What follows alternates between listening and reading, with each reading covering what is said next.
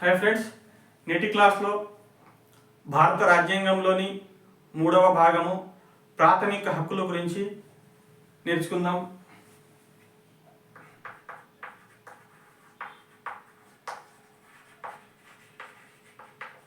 Fundamental rights, ప్రాథమిక హక్కులు. భారత రాజ్యాంగంలోని 3వ భాగంలో ప్రాథమిక హక్కులను ఇవ్వడం జరిగింది. ఈ నిబంధనలు, ఈ ప్రాథమిక హక్కులు ఆర్టికల్ 12 నుంచి 35 వరకు డిస్కస్ చేయడం జరిగింది. ఇందులో మొదటి ఆర్టికల్ 12. మొదటి ఆర్టికల్ ఏంటిది? 12. ఈ ఆర్టికల్ 12లో ఉన్నటువంటి అంశాన్ని మనం ఒకసారి పరిశీలిస్తే, ఆర్టికల్ నెంబర్ 12 అనేది రాజ్యం యొక్క నిర్వచనాన్ని తెలియజేస్తుంది. దేని యొక్క నిర్వచనం? రాజ్యము. రాజ్యం యొక్క నిర్వచనాన్ని తెలియజేసేది ఆర్టికల్ నెంబర్ 12. ఏమని తెలియజేస్తుంది ఆర్టికల్ నెంబర్ 12 అంటే? రాజ్యం యొక్క నిర్వచనము, డెఫినేషన్ తెలియజేస్తుంది. అవునా? నిర్వచనం తెలియజేస్తుంది. మరి రాజ్యం యొక్క పరిధిలో ఎటువంటి అంశాలు వస్తాయంటే, ఒకటి కేంద్ర శాసనసభ, కేంద్ర కార్యనిర్వాహక వర్గము. రెండవది రాష్ట్ర శాసనసభ, రాష్ట్ర కార్యనిర్వాహక వర్గము. మూడవది స్థానిక మరియు ఇతర అధికార వ్యవస్థ.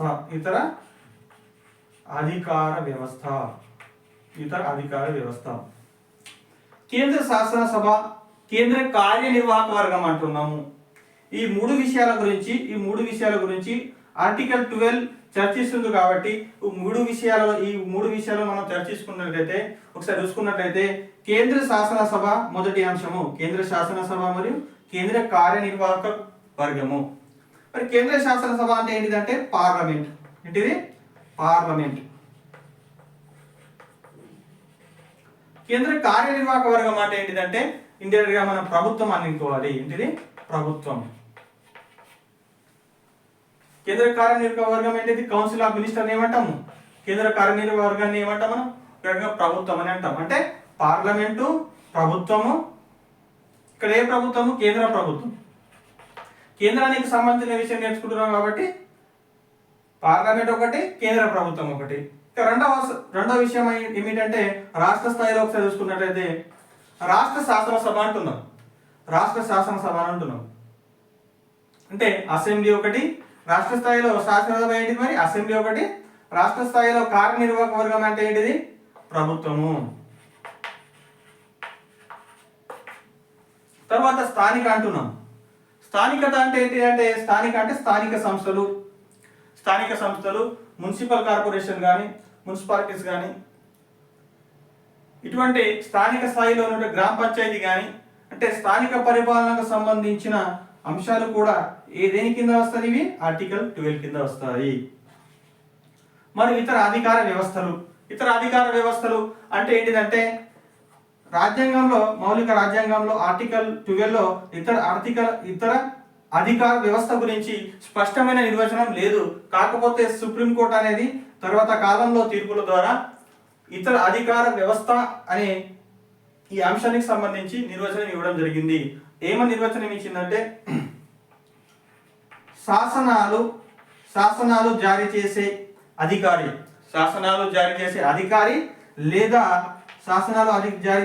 లేదా అధికారి యొక్క గణము. శాసనాలు జారీ చేసే అధికారి లేదా అధికారి గణాన్ని ఏమంటామంటే ఇతర అధికార వ్యవస్థ అంటాం. మరి దీని కింద ఎవరు వస్తారంటే, కేంద్ర ప్రభుత్వ ఉద్యోగులు కానీ, రాష్ట్ర ప్రభుత్వ ఉద్యోగులు కానీ ఈ ఇతర అధికార వ్యవస్థ పరిధిలోకి వస్తారు.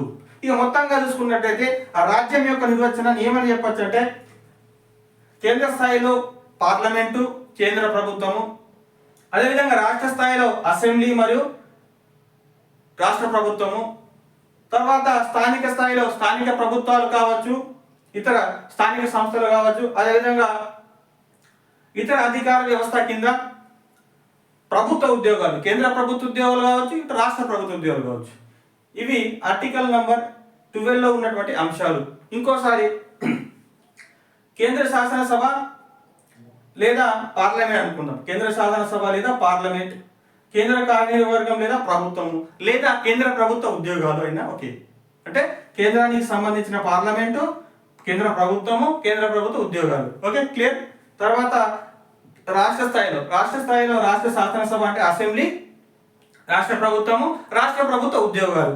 ఇంకా స్థానిక సంస్థలలో స్థానిక ప్రభుత్వాలు, స్థానిక ప్రభుత్వ ఉద్యోగాలు అనేవి ఆర్టికల్ నంబర్ 12లో రాష్ట్ర నిర్వచనానికి సంబంధించినటువంటి అంశాలు. ఓకే, మరి రాజ్యం యొక్క పరిధిలో ఇంకేమైనా అంశాలు వస్తాయా? రాజ్యం యొక్క పరిధిలో ఇంకేమైనా అంశాలు వస్తాయి అంటే కేంద్ర ప్రభుత్వం యొక్క రాష్ట్ర ప్రభుత్వం యొక్క నియంత్రణలో పనిచేసే సంస్థలు, కేంద్ర ప్రభుత్వం మరియు రాష్ట్ర ప్రభుత్వం యొక్క నియంత్రణలో పనిచేసేటటువంటి సంస్థలు కానీ కంపెనీలు కానీ ఇతర వ్యవస్థలు కానీ ఇవన్నీ కూడా రాష్ట్ర ప్రభుత్వం యొక్క పరిధిలోకి వస్తాయి. ఇది కేంద్ర ప్రభుత్వం కానీ రాష్ట్ర ప్రభుత్వంగా నియంత్రణలో ఉండి కేంద్ర ప్రభుత్వం రాష్ట్ర ప్రభుత్వం యొక్క ఆర్థిక సహాయ సహకారంతో విధులు నిర్వర్తిస్తున్నటువంటి సంస్థలు కావచ్చు, కంపెనీలు కావచ్చు, వ్యవస్థలు కావచ్చు, ఇవన్నీ కూడా రాజ్యం యొక్క పరిధిలోకి వస్తుంది.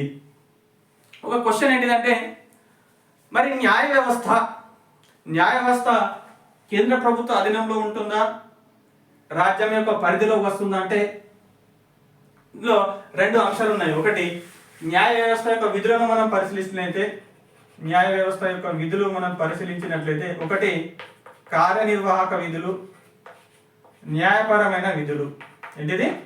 కార్యనిర్వాహక విధులు మరియు న్యాయపరమైనటువంటి విధులు. ఇందులో కార్యనిర్వాహక విధులు అంటే న్యాయ వ్యవస్థకు సంబంధించిన న్యాయమూర్తుల నియామక విషయంలో కొన్ని అంశాలు, మరి న్యాయ వ్యవస్థకు సంబంధించిన స్టాఫ్స్, హ్యూమన్ రిసోర్స్ కావచ్చు, మ్యాన్ పవర్ కావచ్చు, ఈ విషయాలలో కార్యనిర్వాహక శాఖలు న్యాయ వ్యవస్థ నిర్వహించేటటువంటి కార్యనిర్వాహక విధులు రాజ్యాంగ పరిధిలోకి వస్తుంది, అంటే రాజ్య పరిధిలోకి వస్తుంది, స్టేట్ పరిధిలోకి వస్తుంది. కానీ న్యాయ వ్యవస్థ నిర్వహించేటటువంటి న్యాయపరమైన విధులు రాజ్యం యొక్క పరిధిలోకి రాదు అని సుప్రీంకోర్టు తెలియజేసింది. న్యాయపరమైన విధులు అంటే సుప్రీంకోర్టు ఏదైనా విషయానికి సంబంధించి తీర్పు వెలువరించడం కానీ, నిబంధనలు జారీ చేయడం కానీ, ఓకే, రీట్స్ జారీ చేయడం కానీ, అంటే ఈ న్యాయపరమైన విధులు ఏదైతే సుప్రీంకోర్టు నిర్వహిస్తుందో, న్యాయ వ్యవస్థ నిర్వహిస్తుందో, ఈ అధికారాలు సుప్రీంకోర్టు విధులు, ఈ అధికారాలు రాజ్యం యొక్క పరిధిలోకి రాదు అనే విషయాన్ని సుప్రీంకోర్టు ఒక తీర్పులో వెలువరించడం జరిగింది. ఎందుకంటే రాజ్యాంగాన్ని వ్యాఖ్యానించే అధికారము, ప్రాథమిక హక్కులను వ్యాఖ్యానించే అధికారం ఎవరికి ఉంది? మరి సుప్రీంకోర్టు న్యాయ వ్యవస్థకు. కాబట్టి న్యాయ వ్యవస్థ ఏమని చెప్తుందంటే న్యాయ వ్యవస్థ నిర్వహించేటటువంటి కార్యనిర్వాహక విధులు కావచ్చు, న్యాయపరమైన విధులు కావచ్చు, ఇందులో కార్యనిర్వాహక విధులు రాజ్యం యొక్క పరిధిలోకి వస్తుంది, మరియు న్యాయపరమైనటువంటి విధులు రాజ్యం యొక్క పరిధిలో రాదు. ఇంకా కార్యనిర్వాహక విధులు ఏమని చెప్పుకోవచ్చు అంటే న్యాయమూర్తులకు సంబంధించినటువంటి న్యాయస్థానంలో ఉన్నటువంటి న్యాయమూర్తులకు సంబంధించినటువంటి నియామక విషయంలో, వారి యొక్క తొలగింపు విషయంలో ఏదైతే ప్రక్రియ ఉంటుందో ఆ ప్రక్రియ, ఆ కార్యనిర్వాహక విధులు రాజ్యం యొక్క పరిధిలోకి వస్తుంది. కాకపోతే న్యాయపరమైనటువంటి విధులు, న్యాయస్థానం యొక్క న్యాయపరమైన విధులు ఆ రాజ్యం యొక్క పరిధిలోకి రాదు అని సుప్రీంకోర్టు ఒక తీర్పులో చాలా స్పష్టంగా పేర్కొనడం జరిగింది. ఇది ఆర్టికల్ 12కు సంబంధించినటువంటి అంశము. ఇంకా చిన్నగా దీని తర్వాత ఆర్టికల్ నంబర్ 13. ఇందులో ప్రాథమిక హక్కులకు విరుద్ధంగా ఉన్నటువంటి చట్టాలు చెల్లదు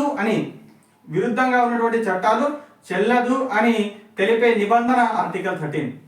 ఏదైనా పార్లమెంట్ రూపొందించిన చట్టం కావచ్చు, శాసనసభ రూపొందించిన చట్టం కావచ్చు, ఏదైనా చట్టం కావచ్చు, లేదా స్థానిక ప్రభుత్వాలు స్థానిక సంస్థలు రూపొందించిన చట్టాలు కావచ్చు, ఏ చట్టం అయినా ప్రాథమిక హక్కులకు విరుద్ధంగా ఉన్నట్లయితే ఆ చట్టాలు ఆ నిబంధనలు చెల్లదు అని తెలిపే నిబంధన ఆర్టికల్ 13. ఓకే, తర్వాత article number 13 class 1.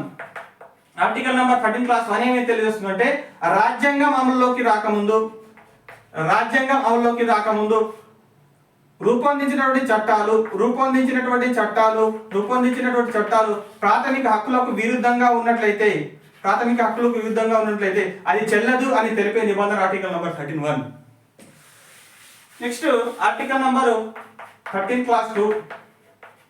Article number 13 class 2 ఏమని తెలియజేస్తుందంటే రాజ్యాంగం అమలులోకి వచ్చిన తర్వాత ఒకవేళ ప్రభుత్వము ప్రాథమిక హక్కులకు విరుద్ధంగా చట్టాలు రూపొందిస్తే అది చెల్లదు అని, మరియు ప్రాథమిక హక్కులకు విరుద్ధంగా చట్టాలు రూపొందించకూడదని తెలిపే నిబంధన ఆర్టికల్ నెంబర్ 13(2).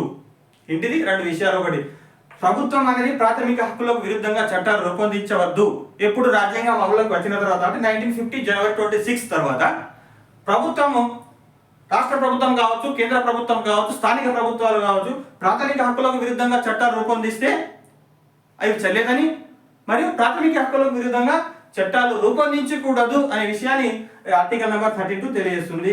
ఇక మూడవ సబ్ క్లాస్ 3 ఏంటిదంటే చట్టం యొక్క నిర్వచనము. ఏంటిది? చట్టం యొక్క నిర్వచనము ఆర్టికల్ నెంబర్ 13 క్లాస్ 3లో చేరడం జరిగింది. చట్టం అంటే ఏంటిది? మరి రాష్ట్రపతి జారీ చేసే, గవర్నర్ జారీ చేసే ఆర్డినెన్స్ కావచ్చు, నిబంధనలు కావచ్చు, కేంద్ర ప్రభుత్వాలు కానీ రాష్ట్ర ప్రభుత్వాలు జారీ చేసే నిబంధనలు కావచ్చు, నోటిఫికేషన్ కావచ్చు, ఇవన్నీ కూడా ఆర్టికల్ నెంబర్ 13 క్లాస్ 3లో చట్టం పరిధిలోకి వస్తుందని తెలియజేయడం జరిగింది.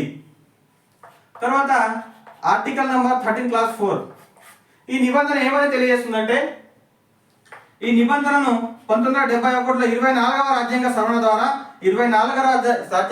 ద్వారా ఆర్టికల్ నెంబర్ 34ను జోడించడం జరిగింది. ఇందులో ఏ విషయం పేర్కొనడం జరిగిందంటే రాజ్యాంగ సవరణ ఆర్టికల్ నెంబర్ 368 ప్రకారం జరిపేటటువంటి రాజ్యాంగ సవరణ చట్టం పరిధిలోకి రాదు అనే విషయాన్ని ఆర్టికల్ నెంబర్ 34లో పేర్కొనడం జరిగింది. ఎన్నవ రాజ్యాంగ సవరణ ద్వారా? 24వ రాజ్యాంగ సవరణ ద్వారా. కానీ తర్వాత వచ్చినటువంటి కేశవానంద భారతి కేసులో పార్లమెంట్కు ప్రాథమిక హక్కులను సవరించే అధికారం ఉంది, రాజ్యాంగంలో ఏ భాగాన్ని అయినా సవరించే అధికారం ఉంది. కాకపోతే రాజ్యాంగం యొక్క మౌలిక స్వరూపాలకు భంగం వాటిల్లకుండా రాజ్యాంగాన్ని సవరించవచ్చు అనే విషయాన్ని సుప్రీంకోర్టు తెలియజేయడం జరిగింది 1973. అంటే ఆర్టికల్ 13 ఏం చెప్తుందంటే ఆర్టికల్ నెంబర్ 368 ద్వారా ప్రాథమిక హక్కులను సవరించవచ్చు, కానీ రాజ్యాంగం యొక్క మౌలిక స్వరూపానికి భంగం వాటిల్లకుండా ఉండాలి అనే విషయాన్ని ఆర్టికల్ నెంబర్ 13 క్లాస్ 4 తెలియజేస్తుంది. Okay, thank you.